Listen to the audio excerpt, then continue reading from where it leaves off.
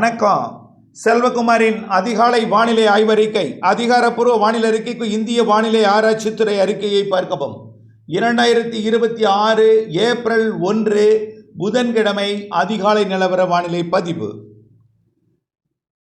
April 1 நேற்றைக்கு March 31 தென் மாவட்ட மேற்கு தொடர்ச்சி மலையிலையும் தென் மாவட்டத்தின் உள்ளே, அதாவது தென்காசி, திருநெல்வேலி, தூத்துக்குடி மாவட்ட மலைப்பகுதிகளில், அதாவது திருநெல்வேலி தென்காசி மாவட்ட மலைப்பகுதி, தூத்துக்குடி, திருநெல்வேலி மற்றும் தென்காசி மாவட்ட எல்லை பகுதிகளில் ஒரு சில இடங்களில் தூறலை கொடுத்தது.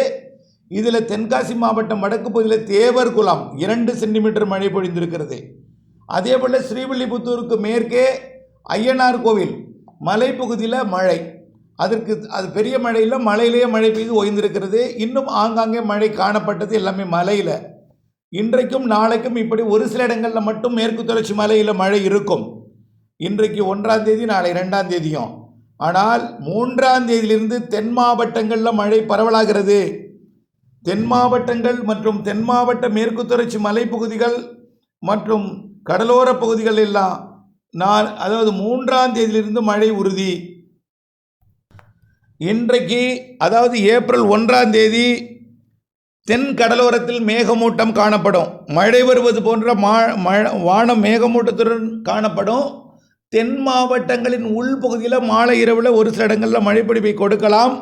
தென் மாவட்ட மேற்கு தொடர்ச்சி மலையில் ஓரிரு இடங்களில் லேசான மழை இருக்கலாம். நல்லா பாருங்க, கடலோர மேகமூட்டம் உள்ளே தூறலாம். மேற்கு தொடர்ச்சி மலையில் ஒரு சில இடங்களில் லேசான மழை கொடுக்கலாம். இன்றைக்கு நாளையும் அதே போல தான், ஒரு சில இடங்களில் தான். 3ஆம் தேதி, அதாவது வெள்ளிக்கிழமை, வரக்கூடிய வெள்ளிக்கிழமை மேற்கு தொடர்ச்சி மலை மட்டுமல்லாமல் தென் கடலோரம், அதாவது ஒட்டுமொத்த மேற்கு தொடர்ச்சி மலையிலையும் ஆங்காங்கே மழை இருக்கும், இலங்கையிலேயும் மழை இருக்கும். அந்த மழை தமிழ்நாட்டின் தென்கடலோர மாவட்டங்களிலே, கடலோர பகுதிகளிலே மழைப்பொழிவை 3ஆம் தேதி தொடக்கும். 3ஆம் தேதி மாலை இரவு தென் மாவட்டங்களின் கடலோரம் மற்றும் தென் மாவட்டங்களின் மேற்கு தொடர்ச்சி மலை, தென் மாவட்டத்தின் உள்பகுதிகளுக்கு தொடக்கி 4ஆம் தேதி தென் மாவட்டங்களில் பரவலான மழைப்பொழிவை கொடுக்கும். 4ஆம் தேதியே தென் மாவட்டங்கள் பரவலாக, டெல்டா மாவட்டங்கள்லையும் 4ஆம் தேதி ஆங்காங்கே மழைப்பொழிவை கொடுக்கும். 4ஆம் தேதி மதிய மாலை தென் மாவட்டங்களில் பெரும்பாலான இடங்களில் மழைக்கு வாய்ப்பு பிரகாசமாக இருக்கிறது.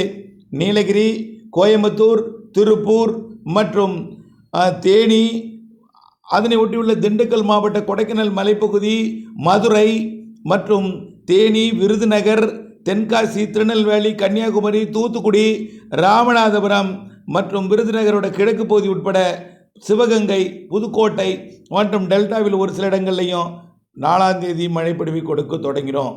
5ஆம் தேதி டெல்டாவையும் தாண்டி வடக்கே கர்நாடக எல்லையோர மாவட்டங்கள் கிருஷ்ணகிரி, தருமபுரி 4ஆம் தேதியே இருக்கலாம்.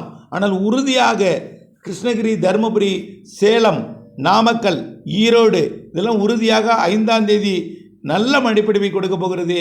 சற்று பரவலாக கிருஷ்ணகிரியை விட தருமபுரி கொஞ்சம் கூடுதலாக இருக்கும், தருமபுரியை விட சேலம் சற்று கூடுதலாக இருக்கும், சேலத்தை விட நாமக்கல், ஈரோடு, நீலகிரி, கோயம்புத்தூர், திருப்பூர், கரூர், திண்டுக்கல் நல்ல மழைப்பொழிவை எதிர்பார்க்கலாம். அப்படியே ஒட்டுமொத்த தென் மாவட்டங்களின் கன்னியாகுமரி வரைக்கும், வங்கக்கடலோரம், ராமநாதபுரம், புதுக்கோட்டை உட்பட, தூத்துக்குடி உட்பட, அப்படியே டெல்டா மாவட்டங்களின் கடலோரத்துலேயும், அப்படியே டெல்டாவிற்கு உள்ளேயும் அரியலூர், பெரம்பலூர், திருச்சி, கள்ளக்குறிச்சி, விழுப்புரம் வரைக்கும் நல்ல மழைப்பொழிவு 5ஆம் தேதி கொடுக்க தொடங்கினோம்.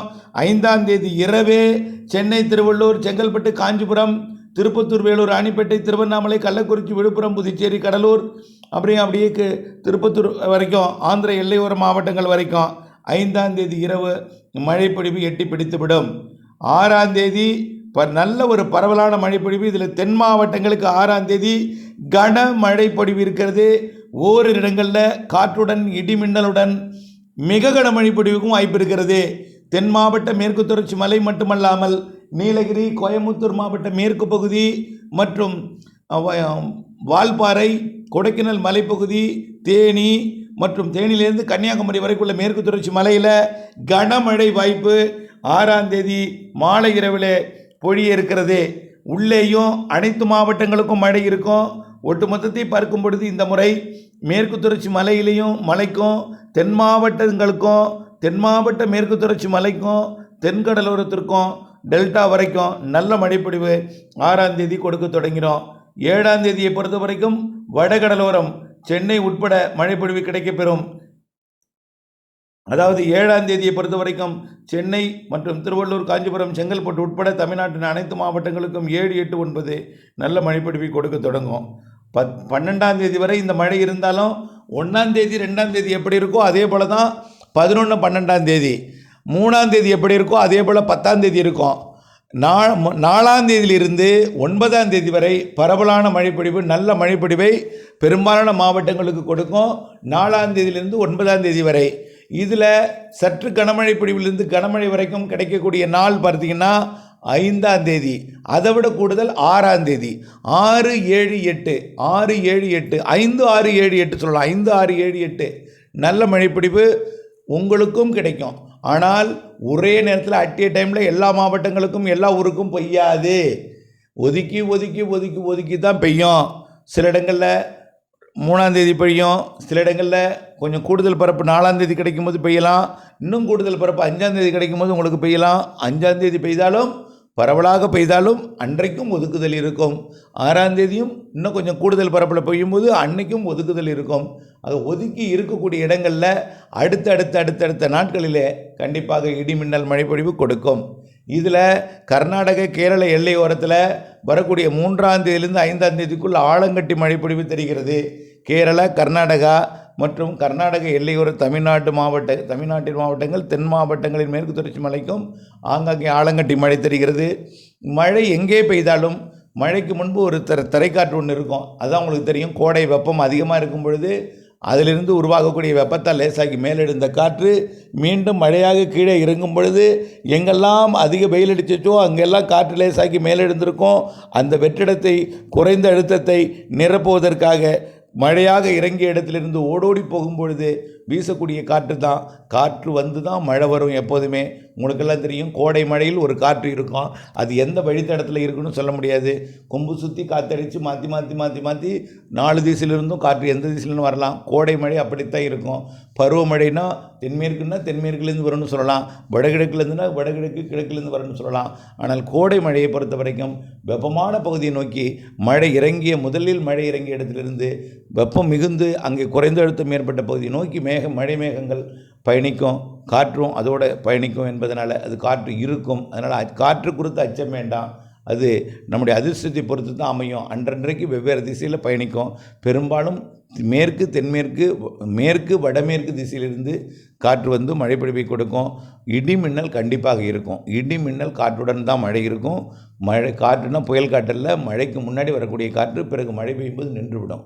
ஆகவே அப்படிப்பட்ட வானிலை வரக்கூடிய 3ஆம் தேதியிலிருந்து 10ஆம் தேதி வரைக்கும் எதிர்பார்க்கலாம். இதில் 5, 6, 7, 8 நல்ல மழைப்பொழிவை எதிர்பார்க்கலாம். ஒதுக்கி ஆங்காங்கே தான் அடுத்தடுத்த நாட்களில் ஒதுங்கி இருக்கக்கூடிய இடங்களில் பொழியும். அப்படித்தான் நீங்கள் நினைவில் கொள்ள வேண்டும். இணைந்தே இருங்கள் அப்டேட்ஸுடன். நன்றி.